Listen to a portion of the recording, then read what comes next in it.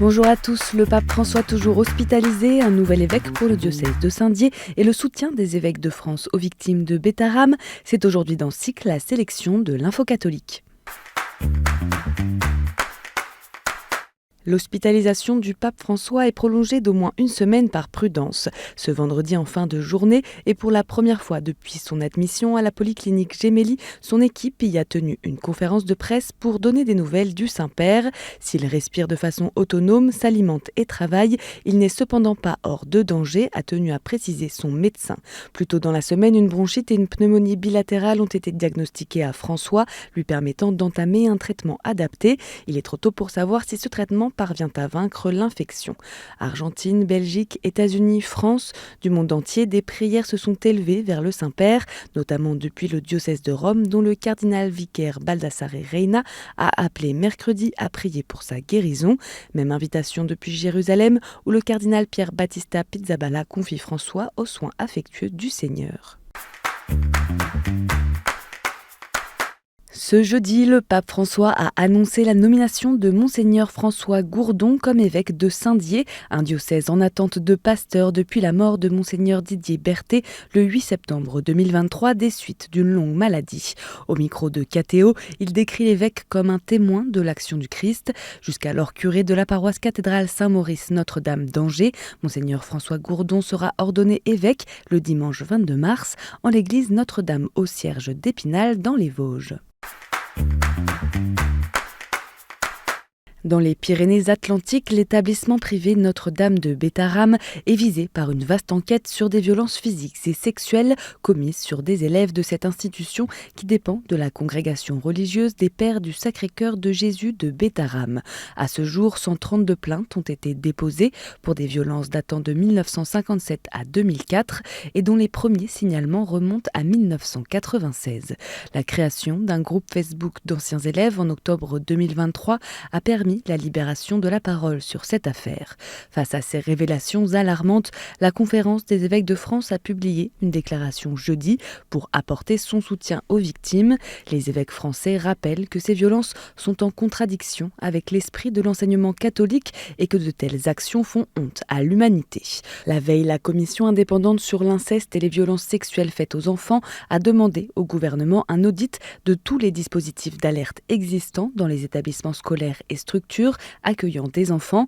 Souhaitant suivre les recommandations de la Civise, la CEF appelle à mettre en place un grand plan de protection des enfants et se dit prête à y participer de toutes ses forces. C'est le cœur lourd d'inquiétude et de peine, mais non sans espérance, que les évêques d'Afrique ont adressé un message aux citoyens du continent marqué par de nombreux conflits. Réunis au Ghana la semaine passée, les responsables du SHEAM, le symposium des conférences épiscopales d'Afrique et de Madagascar, y dénoncent les violences et l'instabilité provoquées par la convoitise des ressources minières, tant en République démocratique du Congo qu'au Nigeria, au Mozambique ou encore au Soudan. Reprenant les mots du pape François, il rappelle aux nations et multinationales convoitant ces richesses que l'Afrique n'est ni une mine à exploiter, ni une terre à dévaliser. Mais les évêques lancent surtout un message en direction des populations touchées. Nous ne vous oublions pas. À cet effet, ils invitent tous les catholiques africains à s'unir pour la paix lors d'un triduum de prière et de jeûne du 3 au 5 mars prochain.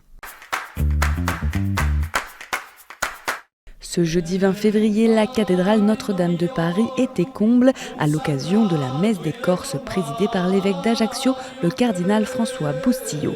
2 mois après la visite du Saint-Père à Ajaccio, des milliers de Corses ont répondu présents, qu'ils viennent de l'île où habite le continent, et plusieurs confréries ont fait le déplacement.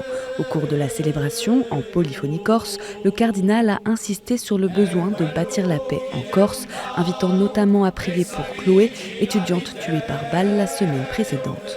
Nous prions pour la Corse, que la violence cesse, que nous vivions en paix, que nos jeunes trouvent un avenir. Nous confions tout cela à la Vierge Marie. Et en bref, le travail du synode se poursuit avec la réunion des coordinateurs et secrétaires de 10 groupes d'études ce mardi 18 février.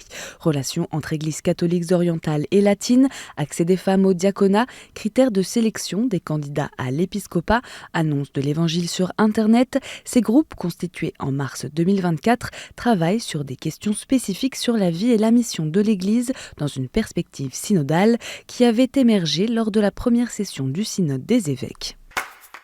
La communauté de Sant'Egidio a annoncé lundi la réélection de Marco Impagliazzo en tant que président de ce mouvement qui œuvre pour la paix sur le plan international. Valérie Régnier, jusqu'alors responsable de Sant'Egidio en France, a été nommée nouvelle vice-présidente de la communauté. L'Église catholique dans l'Oise rend grâce pour la canonisation des 16 carmélites de Compiègne. Une première célébration se tiendra jeudi 8 mai 2025 à 14h30 aux Grandes Écuries du Roi à Compiègne et une autre aura lieu à Paris le 13 septembre prochain. La Compagnie de Jésus lance un appel à témoignage concernant Louis Mourin, jésuite, fondateur et responsable de l'association Les Liens Brisés, décédé en 1985. Fin 2021, la cellule Écoute et prévention des abus des jésuites avait reçu le témoignage d'une personne victime relatant des faits d'attouchement, d'agression sexuelle et de viol alors qu'elle était mineure, avant d'être accompagnée par la commission reconnaissance et réparation.